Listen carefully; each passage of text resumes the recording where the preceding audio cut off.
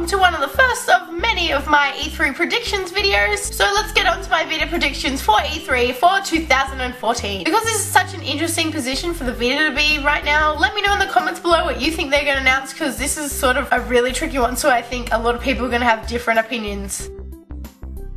First up is Gravity Rush 2. Now, we all know that the Vita is in sort of a need for some of the bigger games. It's thriving right now through the indie games, but it is, after Borderlands 2 has come out, it's starting to slow down. So sequels sell usually better than the originals.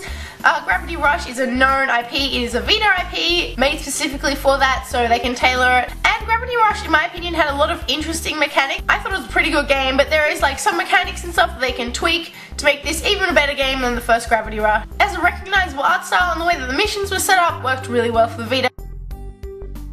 Number 2, we get to see what Sony Bend are up to. Now, they developed the previous Uncharted Golden Abyss on the Vita. There's been some rumors that they've moved over to PlayStation 4 development, but I really hope not, because it is good to have like at least one dedicated studio that Sony owned that is working on Vita games. I really did think Golden Abyss was made really well for the Vita, so I'm excited to see what Sony Bend can do next. But I sort of don't think it's another Uncharted game. I mean, I don't know. They haven't announced anything or released anything since Golden Abyss, so I'm just really hoping we see what they're doing at this E3. Number 3, and this is sort of connected to number 2, but I reckon we're going to see another new IP or a franchise that we haven't seen in a while. Either could be from Sony Bend or another Sony studio, or just another random third party that wants to make a Vita game. This could sort of help people getting excited for the Vita, as well as sell the game to the previous Vita owners. A lot of people know that the Vita has really high attach rates, so everyone that has a Vita is buying a hell ton of games. So if they can justify making a new IP or whatever, I really hope that happens.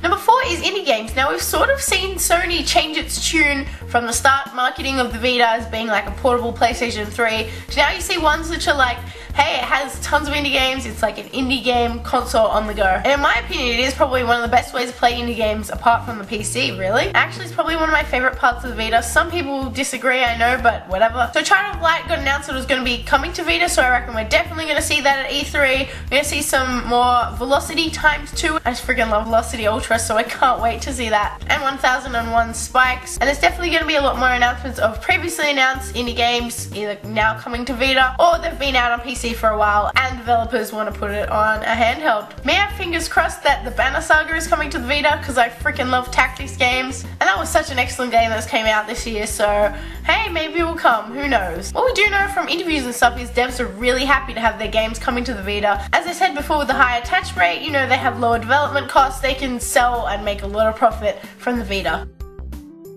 And number 5 is what I think we're not going to see, really sadly, but I don't think any like big third-party publisher is going to put any more money into development for a game that is like Vita exclusive, like the Vita Assassin's Creed game again. It is such a niche console, but I don't think they can justify the cost of developing a game for that to come out. I mean, I hope I'm proved wrong, because the more games the better, but we've seen time and time again that that's bad business sense. What I do think we'll see though is JRPGs that are yet to be localized, or other big JRPG developers, because they know in Japan at least they sell a lot more games on handheld systems. So that is my Vita predictions for this E3. This is such a tricky one, so please let me know in the comments below what you think they're going to announce, because yeah, who knows. If you're going to be watching the conferences live, I'm going to be watching them live at like 2 AM from my bedroom. So if you want to see some extremely tired but extremely excited tweets when that's going on, make sure you follow me on Twitter. If you're new to my channel, hey there, go check out some of my previous videos, and if you like them, make sure you subscribe to my channel. Thanks guys, and I'll see you soon. Bye!